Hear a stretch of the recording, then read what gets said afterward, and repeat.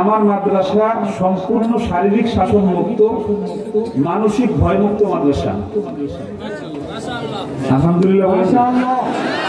এই কারণে আমার মাদ্রাসায় ইন্ডিয়া থেকেও 17 জন ছাত্র আসছে। 7 বছরের বাচ্চা ইন্ডিয়া থেকে ভিসা করে আমার কাছে পড়তে আসছে। চিৎকার মেরে বলেন আল্লাহু আকবার। আমরা কিন্তু এই সমাজের বোঝা না। এখন 17 জন ছাত্র আমাকে 10,000 করে টাকা দেয়। কত হয়? 1,70,000। কত হয়? 1,70,000 রুপিয়া। এটা ডলার হয়ে তারপর আমার দেশে ঢোকে। কার কারণে? কোরআনের একজন মোল্লার কারণে। জোরে বলে ঠিক না? যাদেরকে মোল্লা বলে গালি দাও, সেই মোল্লারা এখন বিদেশ থেকে ডলার এনে দেয়। জোরে বলে ঠিক না? আমাদেরকে সরকার যদি সুযোগ করে দেয়, আমাদেরকে সরকারি স্কুলে যেরকম সাপোর্ট করে, যদি এই সাপোর্ট যদি করতো, তাহলে আমরা এই দেশকে কোটি কোটি ডলার এনে দিতাম। ঠিক না বলেন? এই যে সেদিন কুয়েতে 1 নম্বর হয়েছে একজন, 3 নম্বর হয়েছে একজন, ওখানে 20 লাখ 30 লাখ টাকা করে ডলার পেয়ে আমাদের দেশে আনছে। ঠিক না? ঠিক। এই টাকা একমাত্র কোরআনের হাফেজ ছাড়া কোনোভাবে আমার দেশে ঢুকতো না। রায়হান সেনেগালে 20 লক্ষ টাকা পেয়েছে, ডলার হয়েছে তাতে প্রায় 18,000 ডলার, 18,000 মার্কিন ডলার এসে ঢুকছে। এটা বেশি না কম? বেশি। এটা কিন্তু রায়হানের টাকা না, এটা হলো আপনাদের সবার টাকা। জোরে বলেন ঠিক না? দারুল আজহার মাদ্রাসা বেশি দিন দূরে নয় যে এই দারুল আজহার মাদ্রাসা থেকেও আপনাদের সন্তানরা বিশ্ব জয় করবে ইনশাআল্লাহ। আরো জোরে বলেন ইনশাআল্লাহ। আরো জোরে বলেন ইনশাআল্লাহ। আমার অনুরোধ থাকবে হলো যে রাসূলুল্লাহ বাচ্চাদের সঙ্গে যেভাবে কথা বলেছেন, রাসূলুল্লাহ বাচ্চাদেরকে যেরকম যত্ন করেছেন, রাসূলুল্লাহ বাচ্চাদের সাথে যেরকম আচরণ করেছেন, আমি চাই দারুল আজহার মাদ্রাসার মুহতামিম সাহেব উনি আমাকে বলেছেন আর রায়হান মাদ্রাসার সাথে মিলতে চায়। যদি মিলতে চায়, আমি জনসমুদ্রে বলতেছি যে আমি আমার কোনো বাচ্চাকে, 2000 বাচ্চাকে আমি কখনো টাচ করি না। আমি তাদেরকে আব্বা, আব্বু, বাজান এই ভাষায় ছাড়া আমি আমার ছাত্রদেরকে আমি ডাকি না। জোরে বলেন আল্লাহু আকবার। আল্লাহ কোরআনে একটা জায়গায় বলা আছে ওয়াকুল্লাহুমা কাওলান কারীমা। বলেন ওয়াকুল্লাহুমা কাওলান কারীমা। তোমরা পিতামাতার সঙ্গে মিষ্টি ভাষায় কথা বলো। কার কথা? আল্লাহর কথা। আরো জোরে কার কথা? আল্লাহর কথা। আল্লাহ বলছেন ইয়া বুনাইয়া। আল্লাহ বান্দাকে যেখানে ডাকছেন কি বলছেন? ইয়া বুনাইয়া, হে আমার প্রিয় বান্দা। জোরে বলেন সুবহানাল্লাহ।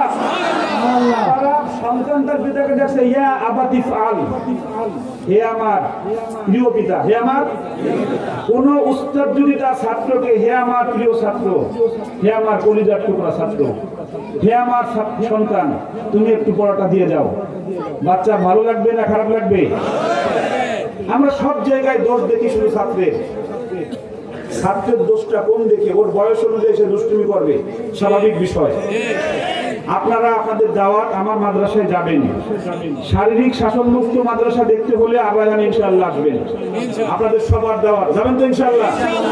আর এই এলাকায় যদি এরকম কোন সন্তান থাকে যার পিতা মাতা 2 জন মারা গেছে, এখন আমার সাথে দিয়ে দিতে পারেন, সম্পূর্ণ ফ্রিতে কাপড় চাপড় আমি দিব, এবং 10 বছর পর্যন্ত পড়াতে যত টাকা লাগবে এত টাকা আমি দেবো, বিদেশ গেলেও আমি দেবো ইনশাআল্লাহ।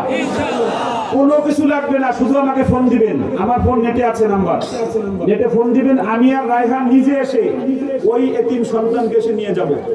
আমরা খুলনা থেকে এক পাগলির ছেলেকে নিয়ে আসছিলাম। এই এলাকায় যদি কোনো পাগলের সন্তান থেকে, পাগল রাস্তায় হয়েছে, শুধু আমাকে খবর দিবেন, আর কিচ্ছু লাগবে না, ওই পাগলের সন্তান কাইয়ুম মোল্লার হয়ে যাবে ইনশাআল্লাহ। ইনশাআল্লাহ বলেন ইনশাআল্লাহ। একটা গজল গায়ে আপনাদের নিয়ে সবাই গাইতে পারবেন, নাচতে দাও, রাসূলের ভালোবাসায় গাইতে পারবেন।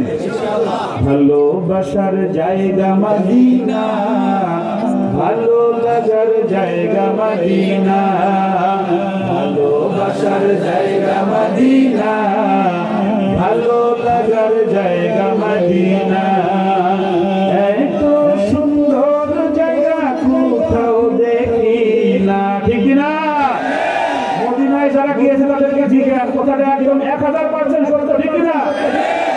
এত সুন্দর জায়গা কোথাও দেখি না, সাজিয়েছেন দয়াল রব্বানা, ভালো লাগার জায়গা মদিনা, ভালোবাসার জায়গা মদিনা, ভালো লাগার জায়গা রাসূলের ভালোবাসার গান গাইলে ফাটতে যাবে, ওই দোকানওয়ালা ছুটি আসবে যে কার গান গায় শুনে আসি, ধরে বলেন ঠিক কিনা? ভালোবাসার জায়গা মদিনা, ভালো লাগার জায়গা মদিনা, মদিনা শরীফে নূরের খাজিনা, মদিনা শরীফে নূরের খাজিনা, আশিক ছাড়া অন্য বুঝে না ভালো লাগার জায়গা মদিনা, ভালোবাসার জায়গা মদিনা, ভালো লাগার জায়গা মদিনা, যতই দুরূদ পড়ি তৃপ্তি মিটে না, ঠিক না বেটে?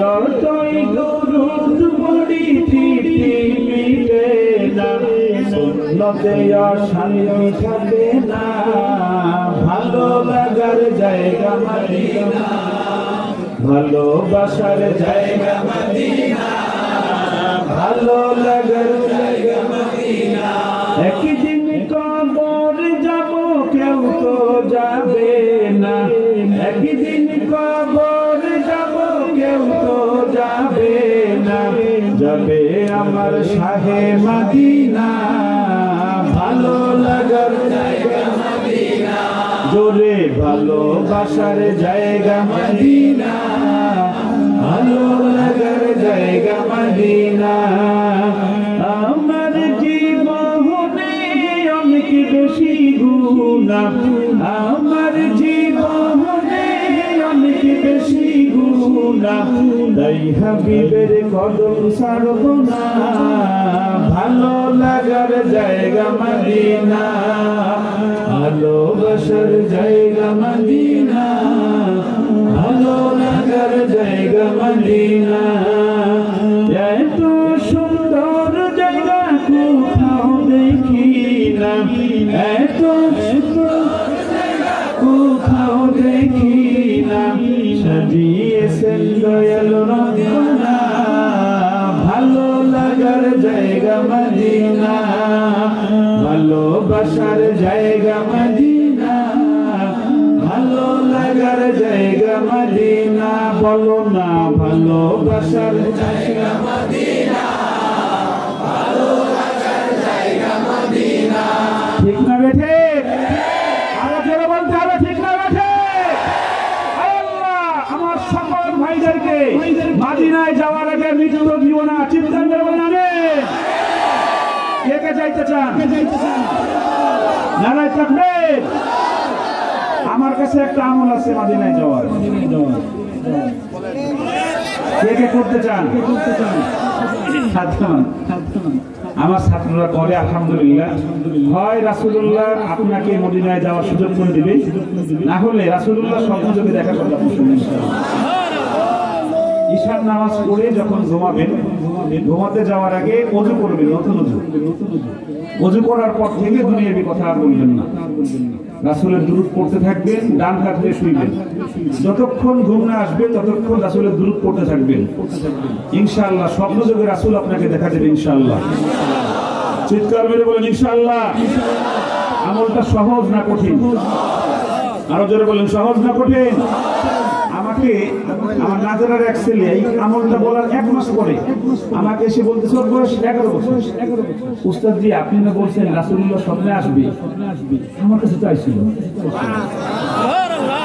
জোরে বলেন সুবহানাল্লাহ, আরো জোরে বলেন সুবহানাল্লাহ। আল্লাহ আপনারা, আমি রায়হান গেছি কয়েকবার, রাসূলের রওজা প্রথম যখন চোখে পড়ে, বুঝছেন, যখন কবরটা প্রথম দেখায়, আপনি জিজ্ঞেন যারা হাজির এদের কিভাবে এই ভিতরটা কলিজাটা ফাটতে, কিভাবে চোখ বেঅস্ত্র ধরা শুরু হয়ে যায়। চিৎকার বলে বলেন আল্লাহু আকবার। আপনাদের সবার জন্য দোয়া করতেছি আমি, আমার এতিম ছাত্রদের নিয়ে, আমার সকল ছাত্রদের নিয়ে, রায়হানকে নিয়ে, দারুল আজহারের হুজুরকে নিয়ে। আল্লাহ যেন আপনাদের সবাইকে বাইতুল্লাহ একবার হলেও যাওয়ার তৌফিক দান করেন।